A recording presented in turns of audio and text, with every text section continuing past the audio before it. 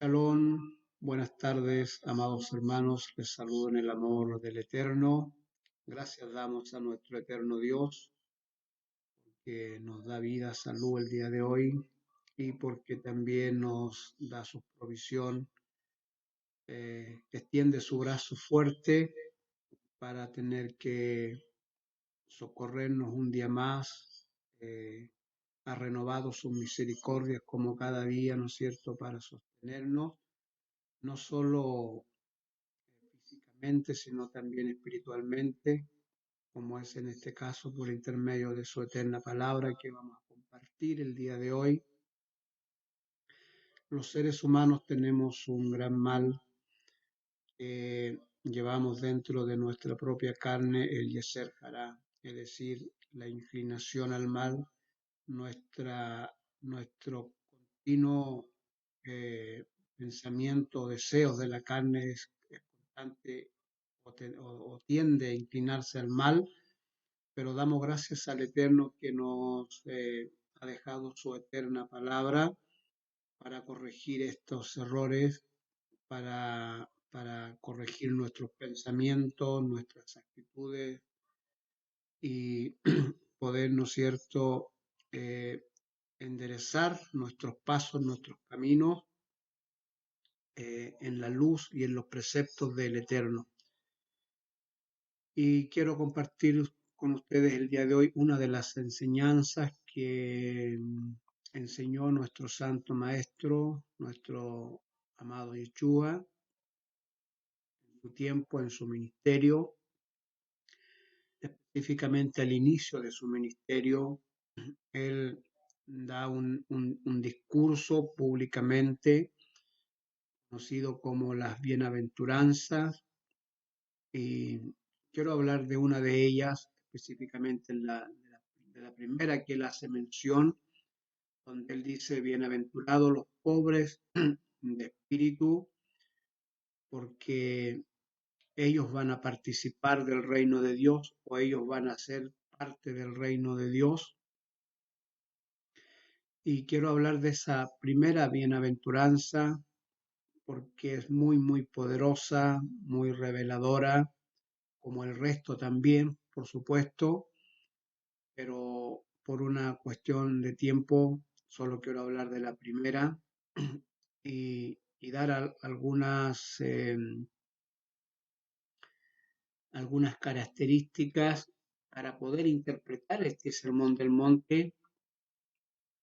Ya, ahí hay dos factores que hay que considerar para interpretar los dichos de Yeshua, para interpretar las bienaventuranzas. Y la primera tiene que ver con la geografía donde él imparte esta enseñanza. Eso es muy importante, conocer el lugar donde él imparte esta enseñanza porque, por supuesto, tiene lógica, tiene una razón y que nos lleva a comprender y a interpretar estas bienaventuranzas que Yeshua allí menciona al principio de su ministerio.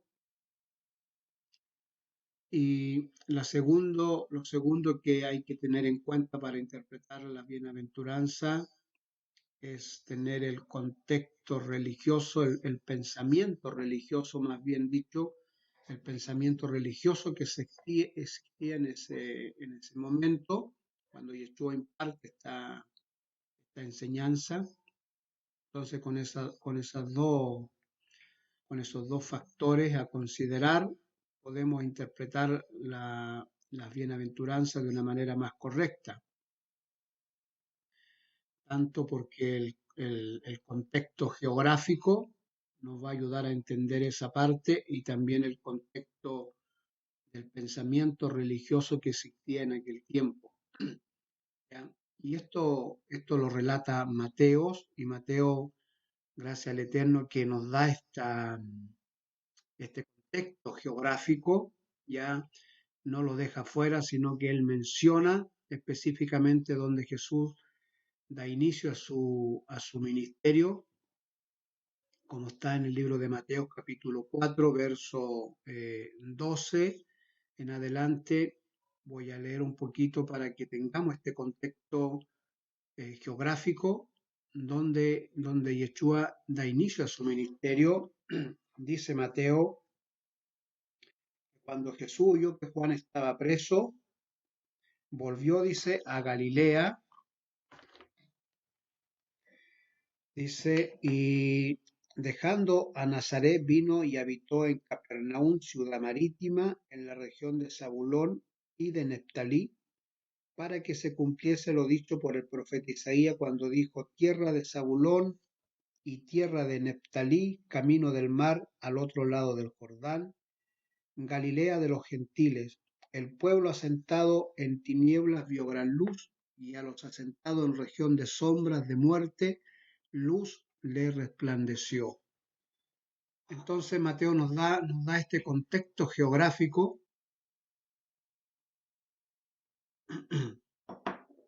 muy importante a considerar.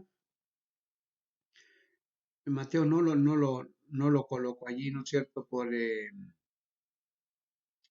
una cuestión de capricho, ¿no es cierto?, para completar bien la historia, para que se entendiera, no, porque Mateo estaba consciente de que lo que allí ocurrió estaba profetizado, tal como él lo menciona acá, ¿no es cierto?, que el hecho de que Jesús fuera a la región de Galilea, estuviera en la tierra que pertenecían a las tribus de Neftalí y Zabulón, ya eso era una profecía que estaba. Entonces Mateo decide poner esta, esta condición geográfica, ya, este factor geográfico, antes de que Jesús comenzara su ministerio, ya.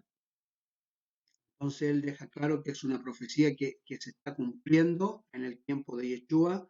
El hecho de que Jesús fuera a la región de Galilea y comenzara allí su ministerio no era una casualidad, sino que Mateo dice, esta es una profecía que se está cumpliendo. Esto había sido anunciado, ya, esto ya había sido escrito, había sido previsto de antes, así que Mateo entiende que lo que Jesús está haciendo al comienzo de su ministerio, al hacerlo en esta región, él se da por entendido que no fue una casualidad que Jesús comenzara allí, sino que está dando cumplimiento a una profecía. Eso es lo primero. Entonces tenemos que entender, ¿no es cierto?, que tal como dice Mateo, como escribe Mateo, que esta era una profecía cumplida, tierra de Galilea, tierra de gentiles, ¿ya? Eh, allí ya nos da, ¿no es cierto?, una idea de cómo se veía, cómo el resto de las personas judías, me refiero al judaísmo, sobre todo al judaísmo ortodoxo de aquel entonces y al judaísmo ultra ortodoxo de aquel entonces, de esa época, donde veían a la región de Galilea, a la tierra de Neftalí y de Zabulón, la veían como tierra de pecadores, tierra de tinieblas, tierra de personas que infringían la Torá constantemente, personas, para ellos eran personas que eh, estaban desechadas por Dios, ya que no estaban bien vistas por Dios por diferentes razones, ya porque como era tierra mm, de gentiles, refiriéndose, ¿no es cierto?, que era una región eh, milítrofe, compartía, ¿no es cierto?, fronteras con varias naciones, entre ellos Siria, Sidón. Era una tierra por donde estaban carreteras que daban, ¿no es cierto?, a las tierras de Israel y a otras regiones. Entonces, lo más normal era, ¿no es cierto?, que por allí transitaran muchos extranjeros por temas de comercio, ¿no es cierto?, por temas políticos, por diferentes temas, por diferentes razones de la época también, ¿ya? Recuerda usted que aunque eran tierras de Israel, pero todo era romano en su tiempo, todo era gobernado por los romanos, así que no había restricciones en la frontera porque en cierto modo todo era Roma, ¿ya? Así que lo que era la región de Galilea era, ¿no es cierto?, de lo más normal que ellos se interrelacionaran con sus vecinos, con la gente que constantemente transitaba por esa carretera, ¿ya? Así que obviamente ellos se relacionaban con los gentiles en tema de comercio y también en temas, ¿no es cierto?, amorosos, donde habían casamientos judíos gentiles, donde había mezclas de raza, y para los judíos que vivían, ¿no es cierto?, en Jerusalén, en toda la región de Judea, miraban a estos que vivían en Galilea como pecadores por esta situación, donde ellos tenían constante relación con los gentiles, y por eso, ¿no es cierto?, Mateo está diciendo, al escribir, ¿no es cierto?, y diciendo, tierra de Zabulón y tierra de Neftalí, camino del mar, al otro lado del Jordán, Galilea de los gentiles, el pueblo asentado en tinieblas vio gran luz, y a los asentados en regiones de sombra de muerte, luz les resplandeció, ¿ya? Así que de esa forma miraban los judíos ultraortodoxos y los ortodoxos de la época, los que habitaban en Jerusalén. De esa forma veían esta tierra, digamos, eh, a sus compatriotas que vivían en la región de Galilea. Entonces lo veían como hombres faltos, como hombres pecadores, hombres que no obedecían a la Torá, hombres que eran transgresores de la Torá constantemente, ¿ya? Eh, por supuesto, a veces no tomaban estos parámetros de falta, tomando la Torá a veces, sino tomando también las propias leyes que tenían los judíos. Recuerda usted que en Israel estaba lo que era la Torá, ¿no es cierto? Pero también estaban las leyes alrededor de la Torá, que en algún momento las hablamos, ¿no es cierto? Entonces, habían dos tipos de leyes, dos tipos de Torá, por así decirlo, ¿ya? Que regían, ¿ya? Entonces, cuando esta gente que vivía en esta región de Galilea transgredían supuestamente ellos sus leyes, ¿ya? Eh, lo- los consideraban faltos de la Torá, aunque no estuvieran faltando a la verdadera Torá espiritual, sino a la Torá o a las leyes que ellos habían escrito alrededor de la Torá. De manera que ese era el pensamiento con respecto a los galileos, ¿ya? Y nosotros encontramos en la escritura, ¿no es cierto?, constantemente que la gente de Jerusalén, ¿no es cierto?, discriminaba a la gente que vivía en estas regiones, como por ejemplo en el libro de los Hechos, en el capítulo 2, ¿no es cierto?, cuando Pedro da su primer discurso para explicar la venida del Espíritu Santo, la manifestación del Espíritu Santo en las personas que estaban en Pentecostés, y comienzan, ¿no es cierto?, a hablar en otros idiomas, comienzan a hablar de las grandezas del Eterno en varios idiomas, ¿ya? Eh, Entonces, para los visitantes que estaban en Jerusalén en ese momento, es causa de admiración ver que estas personas podían hablar primero de las grandezas de Dios, que tenían conocimientos de las grandezas de Dios, y segundo, que pudieran hablar en diferentes idiomas. Eso fue lo que ocurrió allí en el libro de los Hechos. Ellos están hablando diferentes idiomas y los visitantes, dicen, ¿cómo es posible que oímos hablar en egipcio, ¿no es cierto? En griego, los podemos hablar en arameo, los podemos escuchar hablar en los idiomas de las diferentes regiones, y estos son galileos, ¿ya? Porque consideraban a los galileos, ¿no es cierto?, personas ignorantes. En Galilea era donde se daba la pesca, donde se daba la agricultura, ¿ya? Eh, donde estaba la parte más pobre de la población, ¿ya? la periferia de Israel, ¿no es cierto? Eh, donde estaban, según los ortodoxos, la gente más pecadora.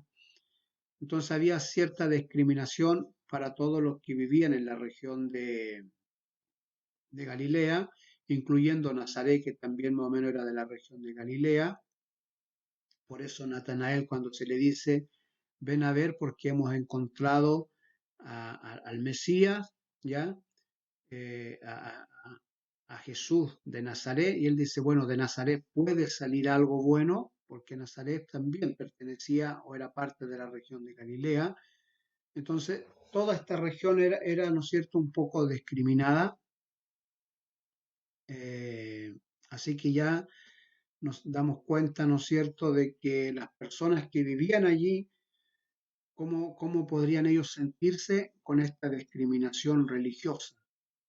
Específicamente me quiero referir a la discriminación religiosa que había, donde se le consideraba personas faltas, personas que constantemente transgredían la Torá. Eh, lo segundo que tenemos que considerar también, ¿no es cierto? Y es importante, son las distancias, porque de Jerusalén a la región de Galilea en línea recta, ¿no es cierto? Estamos hablando de 90 kilómetros, que hoy en día para nosotros 90 kilómetros no es nada, lo recorremos en una hora, ¿no es cierto?, en un vehículo, pero para la época de Yeshua, para la época del primer siglo, 90 kilómetros era una distancia muy, muy larga, primero porque no se recorría en línea recta, ¿ya?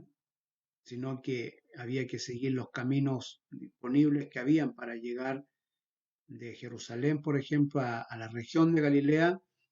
Había que elegir los caminos que estaban, digamos, se podían transitar con carretas, con caballos, ¿no es cierto?, para poder llegar de ese punto al otro punto.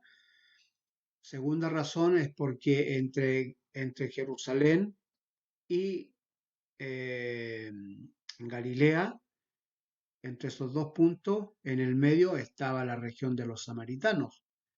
Entonces, si había que tomar línea recta, había que pasar por tierra de samaritanos, y ya usted conoce la historia, ¿no es cierto?, que judíos y samaritanos no podían estar juntos, no se pasaban, así que todo judío que iba de Jerusalén a la región de Galilea tenía que buscar alternativas, y eso por supuesto le llevaba más tiempo.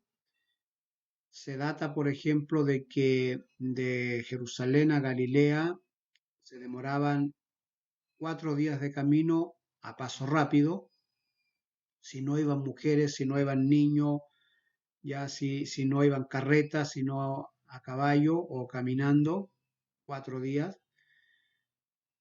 Pero si ya iban, ¿no es cierto?, familias con niños, con mujeres, iban en caravana, era alrededor de 7 días.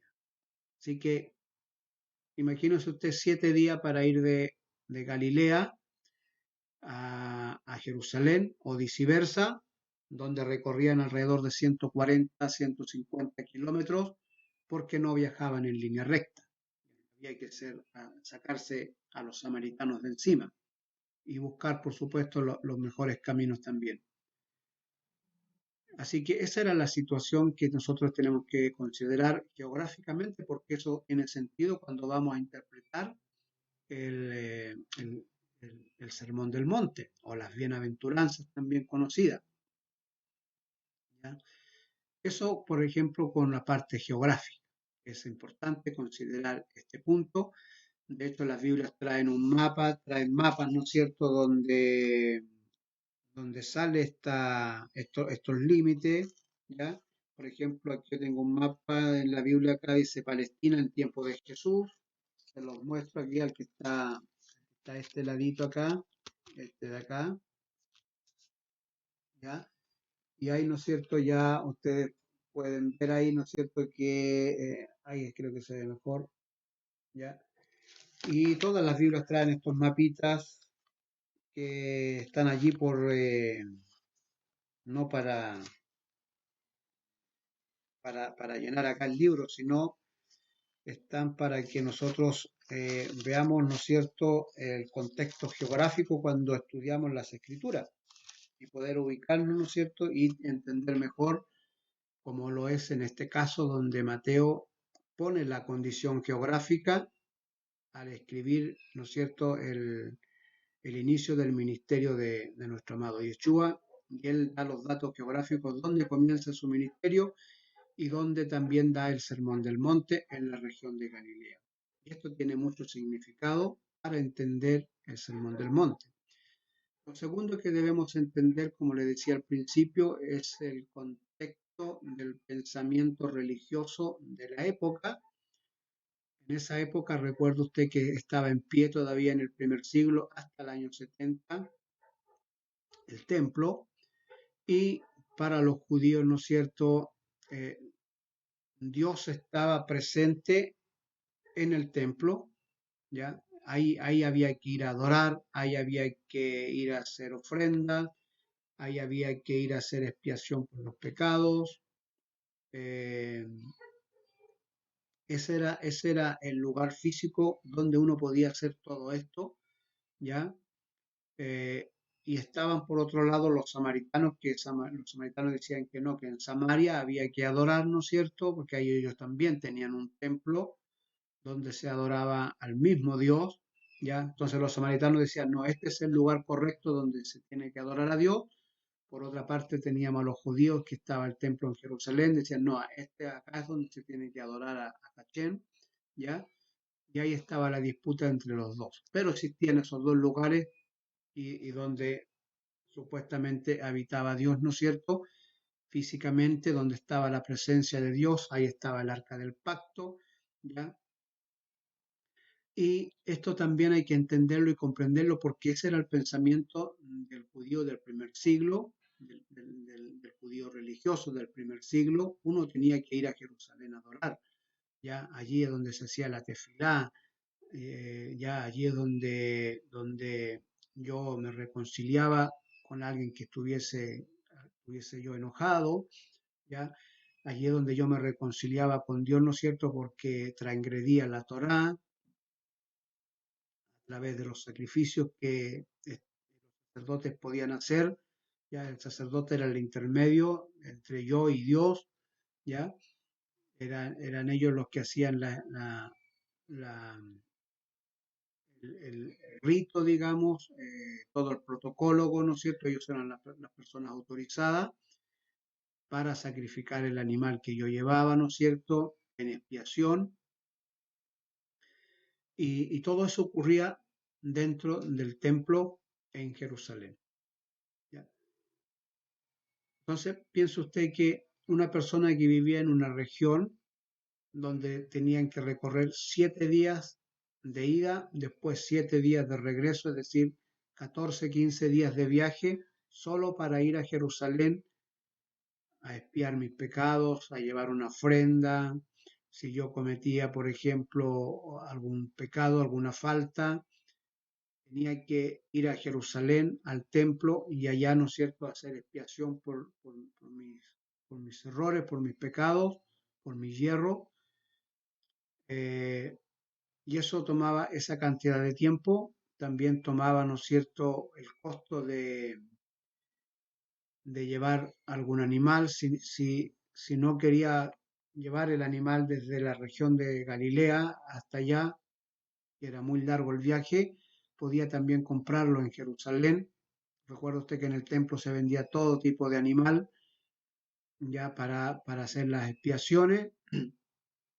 Era todo un negocio, todo un comercio, ya donde nosotros tenemos el relato donde Yeshua, ¿no es cierto?, volca la mesa, libera las ovejas, libera los bueyes que habían en ese lugar, ¿no es cierto?, Eh, molesto con lo que ocurría en el templo, digamos, ya, bueno, así funcionaba las cosas en el primer siglo, específicamente en el tiempo de Yeshua, ya, así funcionaban las cosas y así era el pensamiento de aquel entonces con respecto, ¿no es cierto?, a la expiación de los pecados, ¿ya?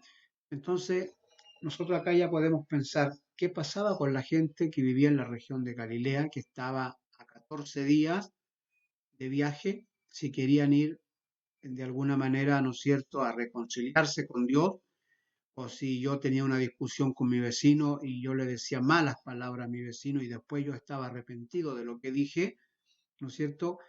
No, no bastaba que yo fuera y le pidiera perdón y disculpa a mi vecino porque me excedí en mis palabras con él, sino que eso tenía que terminar en el templo con un sacrificio. ¿Qué pasaba? ¿No es cierto? Que si yo no tenía los medios como para poder expiar esa falta que cometí con mi vecino, ¿ya? Entonces se iban acumulando faltas durante el año porque los judíos descendían de Galilea, de la región de Galilea, a Jerusalén una vez al año. Tal vez los que tenían más recursos, a lo mejor lo hacían 2 o 3 veces en el año o cuando ellos estimaran necesario, podían descender a Jerusalén, ir al templo, ¿no es cierto?, para que los sacerdotes hicieran todo ese trabajo que había que hacer. Pero ¿qué pasaba con los pobres? ¿Qué pasaba con los inquilinos de aquella época? Con los judíos que les fue mal económicamente y se vendieron a la esclavitud. ¿Qué pasó? ¿Qué pasaba con los judíos que en la cosecha les fue mal? No tuvo los recursos para ir a Jerusalén, ¿ya? Ellos trataban de hacerlo una vez al año para la fiesta de la Pascua. Esa fiesta de la Pascua había que celebrarla en Jerusalén sí o sí. Todos guardaban los pocos recursos que tenían, sobre todo los más pobres, guardaban o ahorraban recursos para por lo menos ir en la Pascua, esa semana de fiesta llamada Pascua, ¿no es cierto? Descender a Jerusalén, como fue el caso de Yeshua cuando tenía 12 años, ¿no es cierto? Donde desciende con su familia, con sus parientes, con sus vecinos de la región de Galilea, donde bajan de Galilea a Jerusalén, ¿no es cierto?, para ir a celebrar la Pascua. A ellos cuando Yeshua se les queda en el templo a los papás, donde ellos pensaban que su hijo iba en la caravana, dentro de la familia, dentro de los vecinos, de los parientes, ¿no es cierto? Y recorren un día de camino ya, y cuando ya recorren un día de camino, se dan cuenta que Yeshua no va dentro de la caravana y vuelven a Jerusalén a buscar, ¿ya? Usted ya conoce esa historia, ¿ya? Bueno, eso era lo que estaba ocurriendo allí. Habían descendido de Galilea a adorar para la Pascua en Jerusalén. Lo mismo pasa con Ana, por ejemplo, cuando desciende a Jerusalén y Ana aprovecha ese momento, ¿no es cierto?, para de entrar en una parte del templo y derramar su alma en oración para orar a Hachén y pedirle que le dé un hijo, ¿ya? Bueno, así era la vida de la gente que vivía en las regiones más lejanas de Jerusalén. Su oportunidad era la Pascua, ¿ya? Y por supuesto allí derramaban su alma, eh, no tenían otra oportunidad en el año, no estaban los recursos para descender a Jerusalén cuando ellos quisieran, ¿ya? Sobre todo los pobres no tenían los recursos, lo hacían una vez al año, y incluso algunos no podían ir, así era la cosa. Ahora imagínense el pensamiento de ellos, si uno quería adorar a Dios, si uno quería orar a Hachén, ahí estaba el templo, allá estaba Dios, allá estaba, ¿no es cierto?, el lugar donde uno pudiera hacer desfilar. ¿Qué pasaba el resto del año? ¿Cuál era el pensamiento de ellos cuando cometían pecado, cuando cometían falta y no podían pagar sus faltas? No podían descender a Jerusalén para pagar sus faltas. Iban acumulando una deuda espiritual, ¿ya? Iban acomodando una deuda espiritual. Imagínense, llevémoslo esto a la parte física, material. Si nosotros durante el año, ¿no es cierto?, tenemos problemas económicos y nos empezamos a endeudar, a pedir por aquí y por allá, ¿no es cierto?, y pedimos tanto que después no tenemos los recursos para pagar lo que pedimos. Quedamos con una deuda, ¿no es cierto?, que nos va a traer problemas, ¿ya? Bueno, esto ocurría también espiritualmente. Los judíos de la región de Galilea iban acumulando deudas espirituales, ¿ya? Iban cometiendo faltas, errores, pecados, hierros, que después no podían pagar, porque todo significaba dinero, todo significaba llevar un animalito, ¿ya? Eh, había ciertos tipos de expiaciones que servían para una cosa, otros para otro. Entonces, durante el año yo eh, iba acumulando deuda espiritual y deudas que después no podía pagar, porque todo era con algo. Entonces, estos dos contextos geográfico y el contexto del pensamiento religioso de la época son importantes para entender el Sermón del Monte. Y con estos dos contextos ya, ¿no es cierto?, podemos entender eh, la primera bienaventuranza, ¿ya?, que está en Mateo capítulo 5 verso en 2, donde dice, y abriendo su boca les enseñaba diciendo, bienaventurados los pobres en espíritu, porque de ellos es el reino de los cielos. Jesús comienza justamente con esta primera bienaventuranza, específicamente hablando de los pobres de espíritu, es decir, felices o bendecidos los que están en bancarrota espiritualmente. Literalmente, eso fue lo que dijo nuestro amado Yeshua. Felices, bendecidos son los que están en bancarrota espiritualmente, porque ellos entrarán en el reino de los cielos o ellos van a ser parte del reino de los cielos. Eso fue lo que dijo Jesús literalmente. Ahora nosotros podemos entender esta primera bienaventuranza y gozarnos mucho porque lo dijo justo en una región donde existían deudas espirituales, donde la gente de la región de Galilea se sentía en bancarrota espiritualmente, no tenían ellos cómo pagar sus deudas espirituales, porque eran pobres, porque el Yeser Hará se apoderaba de ellos y constantemente, como también de nosotros, cometemos faltas continuamente, hierros constantemente, eh, imagínense, y sin poder pagar esas deudas espiritualmente se iban acumulando, pensando en el pensamiento de la época de ellos, por supuesto, donde ellos decían, ¿cómo me reconcilio con mi vecino que lo traté mal? ¿Cómo me reconcilio con mi pariente que también lo traté mal? ¿Cómo me reconcilio eh, con mi jefe porque hablé mal de mi jefe? Entonces se iban cometiendo una serie de faltas que, una serie de faltas que iban, ¿no es cierto?, transgrediendo la Torá y acumulaba, ¿no es cierto?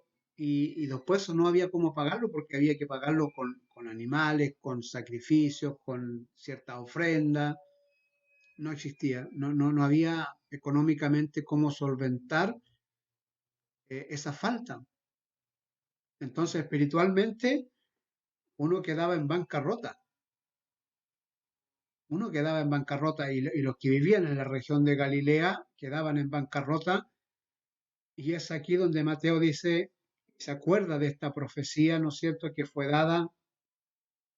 Y él dice, y la menciona acá, ¿no es cierto?, en el capítulo 4 en el verso de 15 en adelante, donde él dice, tierra de Zabulón, tierra de Neftalí, camino del mar al otro lado del Jordán, Galilea de los gentiles, el pueblo asentado en tinieblas vio gran luz, es decir, espiritualmente ellos estaban en tinieblas, el peso del pecado se sentía en la atmósfera, era, ¿no es cierto?, como cuando entra la niebla física, ¿no es cierto?, por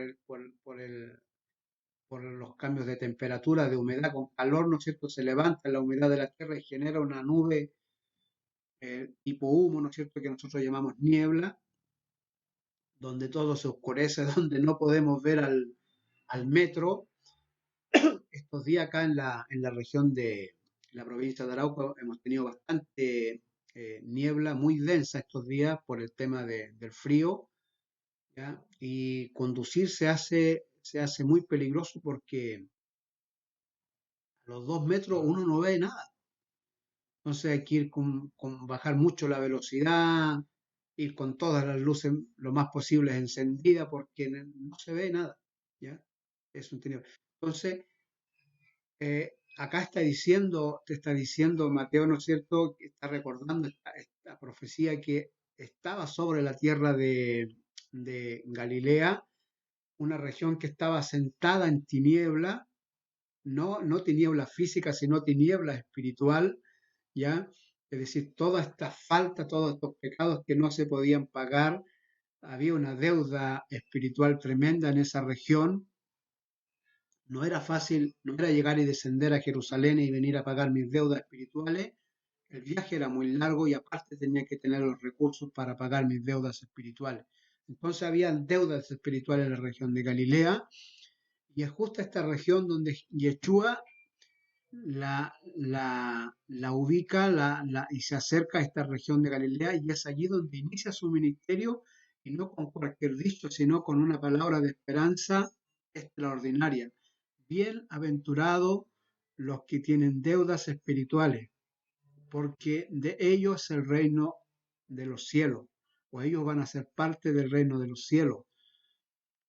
Esto es extraordinario, aunque estoy seguro que la gente de la época y los discípulos tal vez no entendieron en su plenitud lo que Yeshua estaba diciendo, pero Yeshua estaba dándole una buena noticia, es decir, ustedes que tienen deudas espirituales, ya, ustedes van a ser felices, ustedes van a ser bendecidos, ya, ya van a ser bendecidos, porque para ustedes o ustedes van a ser parte del reino de Dios. Imagínense qué bendición de palabra que le digan a una persona que está en bancarrota, que está lleno de deudas, llevándolo al mundo físico, a la deuda de dinero.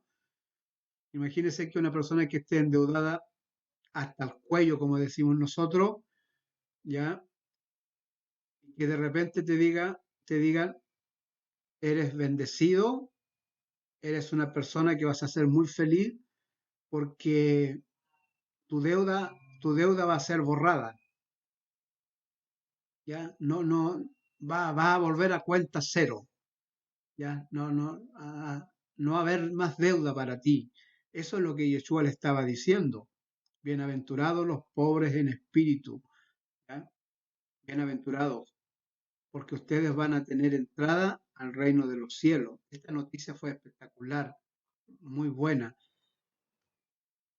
Pero Yeshua en estas palabras estaba diciendo cosas muy profundas, prácticamente estaba diciendo lo que había dicho el profeta Isaías en su profecía, en Isaías capítulo 55, donde dice en el primer versículo, Isaías dice lo siguiente: a todos los sedientos venid a las aguas, a los que no tienen dinero venid y comprad y comed, venid comprar sin dinero y sin precio vino y leche. Es decir, los que están en bancarrota y ya no tienen con qué comprar, no se preocupen, vengan, lleven todo lo que necesita sin dinero, ¿ya? Porque la deuda que ustedes tienen, alguien la pagó, alguien pagó el precio de su deuda. Eso es lo que Yeshua estaba mencionando allí en la primera bienaventuranza, que es muy, muy hermosa y en la cual yo quise detenerme hoy día. Por supuesto, no es que las que más vienen no tienen significado y no tienen importancia, mucha, mucha importancia, pero yo por el tiempo quise enfocarme justamente en la primera, que es la que comienza Jesús diciendo, bienaventurados los que tienen deudas espirituales, porque ellos serán parte del reino de Dios. Esta es una noticia espectacular, amados hermanos, es una noticia espectacular para todos aquellos que piensan que no tienen perdón de Dios por sus errores, por sus faltas que hayan cometido. Fíjese que en Yeshua tenemos perdón, tenemos reconcilio. Si consideras que tu deuda espiritual que tienes es grande con Yeshua, con Dios, y que no hay perdón, pues está muy equivocado, porque para los pobres de espíritu, Yeshua financia esa deuda. Él la financió en la cruz, él la pagó por ti. Ya solo tienes que hacer parte y como dijo Isaías, puedes venir a comprar sin dinero leche y miel, leche y agua, leche y vino. Puedes venir a saciarte espiritualmente a los pies de Yeshua.